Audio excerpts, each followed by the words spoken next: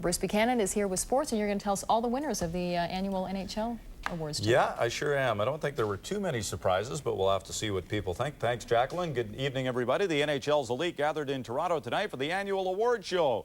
Here's a rundown of the major trophy takers. The Hart Trophy and the Lester B. Pearson Award earlier today went to Flyers captain Eric Lindros. Paul Coffey of the Red Wings won his third Norris Trophy as best defenseman. The top rookie, Peter Forsberg, formerly of the Quebec Nordique, now Denver. Ron Francis of Pittsburgh, a double winner tonight, the Selke Trophy and the Lady Byng. Dominic Hasek of Buffalo named the top goaltender. The Masterton to Pat LaFontaine of Buffalo. Joe Nieuwendyk of Calgary picked up the King Clancy Trophy, and the Jack Adams Award for top coach to Mark Crawford of Quebec. With the awards now over, all eyes turn towards Edmonton and Saturday's NHL draft. Between now and draft day, prospective draftees will be meeting with various NHL clubs. We caught up with agent Gus Badelli, informing his clients how to handle the interviews. Tonight, a few of you boys have interviews, so Stacy and I will go over with you and then leave you there and then come back and pick you guys up. As far as the interviews go, and you can find that they'll just ask you a lot of the same questions that they have throughout the season. You know, once in a while you've had to sit down with an NHL scout or a group of scouts, haven't you? Each one of you have had a chance to meet with various NHL teams throughout the year. So I think a lot of the questions that they asked you, during those interviews will be the same. Some of them might be different. So just answer them as best as you can. Be honest, positive, professional. Mild temperatures and excellent course conditions made for an exciting finish out of Glendale this afternoon for the final round of the Alberta Women's Amateur. 22-year-old Corrine Qualley from Olds stole the title from Manitoba's Eileen Robertson after Robertson double bogeyed the 17th. Qualley went on to win the tournament by 2 strokes.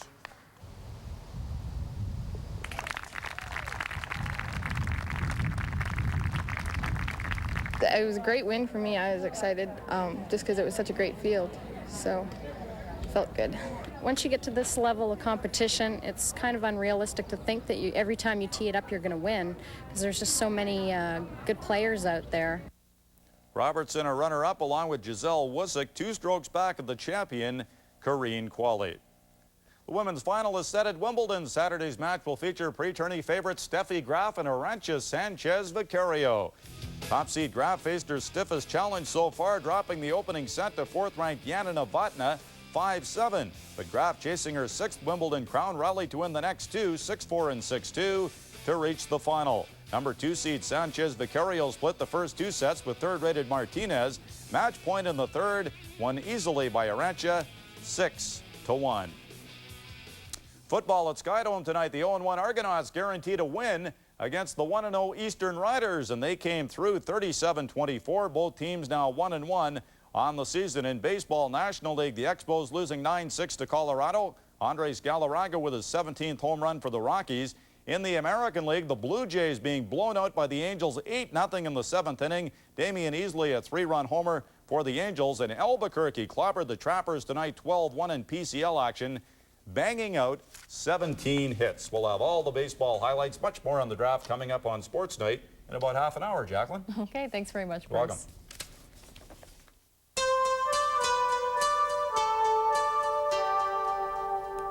In tonight's Health Matters, a 45-year-old Vancouver grandmother has given birth to her own grandson after being implanted with her daughter's fertilized eggs at a private clinic. This is the first case of its kind in Canada. The middle-aged woman agreed to be implanted for the sake of her 24-year-old married daughter who is unable to have children. Want to make some extra cash? How about donating a kidney? It's against the law, but 2 people waiting for a transplant in Edmonton would rather live illegally than die by the law. Bonnie Fox has our story. Gertrude Bacon has to come to this hospital 3 times a week for kidney dialysis. She wants a kidney transplant so badly she's advertising in the Edmonton Bargain Finder, and she's willing to pay. I'd be glad to pay them because they have to go through a little trouble too, you know. What the architects... Ike Brilt has also advertised for a kidney donor, but that was 12 years ago. My secretary, she stopped after about 300 phone calls. He ended up getting a kidney through the regular channels, but that organ has now failed. Again, he needs dialysis 3 times a week. He feels like he has the flu all the time. He's lost close to 100 pounds in the last year, and at 52, he's not ready to die waiting for a donor. If it's my life on the line, you bet your boots I'll pay. And I have no qualms about it.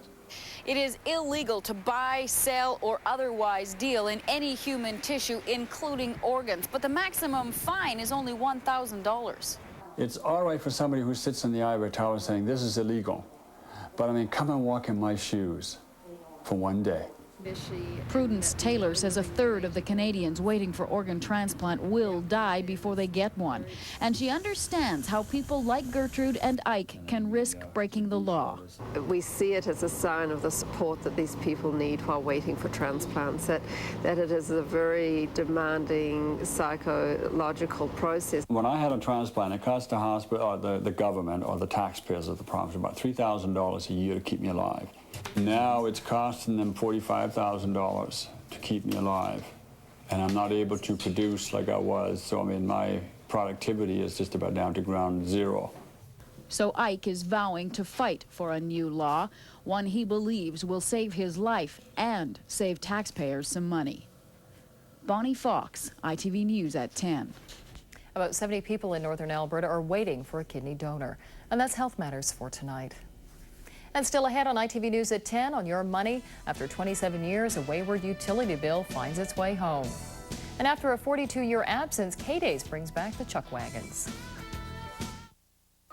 Never seen green Listerine before? That's new Fresh Burst Listerine, with a sensational burst of mint to kill the germs that cause bad breath. Come on, don't be chicken. Cock-a-doodle-doo! Wake up the new Fresh Burst Listerine. The fans will dig it. They've waited long enough. I've just got to get the other lads to agree. I think I can convince them. I'll say, lads, the time has come to eat our pizza crust first. Good idea, Ringo. Now in Canada, stuffed crust pizza from Pizza Hut with a ring of processed cheese baked into a new thinner crust. You'll want to eat it crust first. Large, 2 toppings, $15.99. Wrong, lads. Straight talk about straight deals. Here at Schwab Pontiac Buick, we don't make a lot of noise about our deals. We don't have to. If you don't already know why, find out during our big summer sale. It's on all this week and next with deals like this.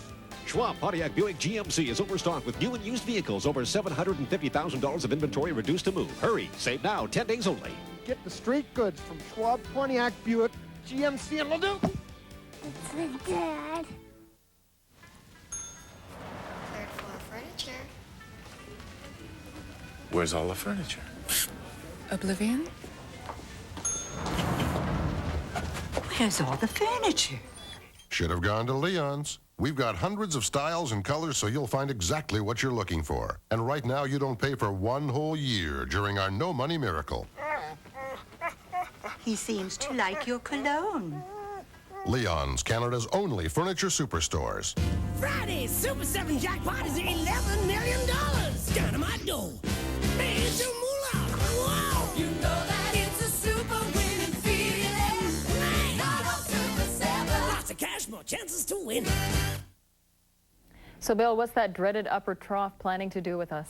The dreaded upper trough is planning to sit right on top of us, I'm afraid. It's going to give us, well, maybe not the heavy rain showers tonight, but it could happen early in the night or something like that. That's the only time, I think, when you can look for a thunderstorm in the middle of the night is when you get one of those dreaded upper troughs sitting on top of you. But that's the way it is, so that's where we got to call it. Okay, Bill. Okay. Oh, I just remembered. Maybe it won't hit Calgary because it's never rained on the Calgary Stampede Parade. Isn't that interesting? It's not the truth either. Thanks. And good evening, everyone. Welcome once again to the Weather Map. Yeah, there's been lots of times it rained on the Calgary Stampede Parade. At any rate, here is the situation. Today we had a beautiful day, and that's because we had one squiggly little thing sitting on top of us, which we rejoice to call the upper ridge. Now, the upper ridge is a bunch of warm air on top. It's not cold air, it's warm air. So here's what happens. Here you got the warm air up here, right, in the ridge. So the sun comes up and heats the air rises, and hits the warm air. So instead of getting these great big thunderheads and everything like that, you either get nothing at all, or you get a peaceful little cumulus cloud along and through there. So that's what we had all across here today, and it was beautiful. Now that upper ridge has gone, and taking its place is this. Bum, ba, bum, bum, bum.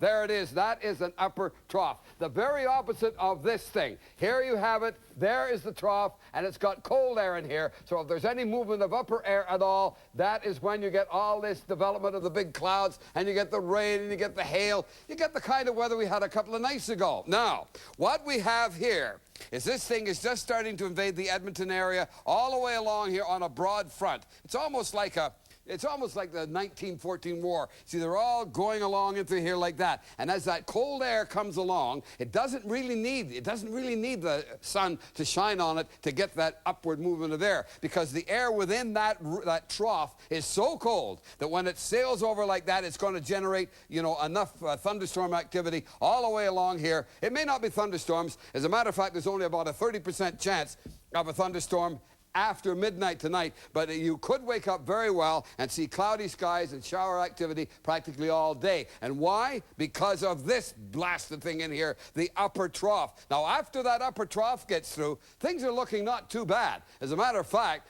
there's a low pressure area here, and there's another low pressure area. I wish this low pressure area down here wasn't in, but these things are moving in from the west like that, the two of them, and what they're doing, of course, is bringing us some warm air from the Pacific and bringing it in like that. Now, let's take a look at our satellite weather map, and you'll be astounded by what you see here as we go along in our weather map, our weather calling tonight. Now, there you are. There is that low pressure area there. I only mentioned it because that is where the upper trough has been lying all day right in through there. That upper trough has decided to cross the mountains, and that's what's generating the cloud that we're getting right now. There it is, you see, right in through there. There is where the upper trough was. The upper ridge is still right in through there, but we're not worried about that at all. Now, the radar map. And the radar map gives us really something to see. Now, the only thing on the radar map you must look for are those red patches. The red patches mean thunderstorms. The red patches mean that you could get some hail and stuff like that. Otherwise, you haven't got too much to worry about it. The city cam now. And we're looking at our Erie, high up on the Manulife Place. And as we do that, let's check out what the weather's going to be for the next 3 or 4 days. Now, as you can see, we do look for shower activity tonight and tomorrow, and I mean during the night too. And there's a chance of getting some scattered showers again. There's going to be showers. There's no doubt about that. Then things will start to clear out for the weekend, and it's looking not too bad at all. At least we're getting back up to normal temperatures. And that's the weather for this evening. Good evening.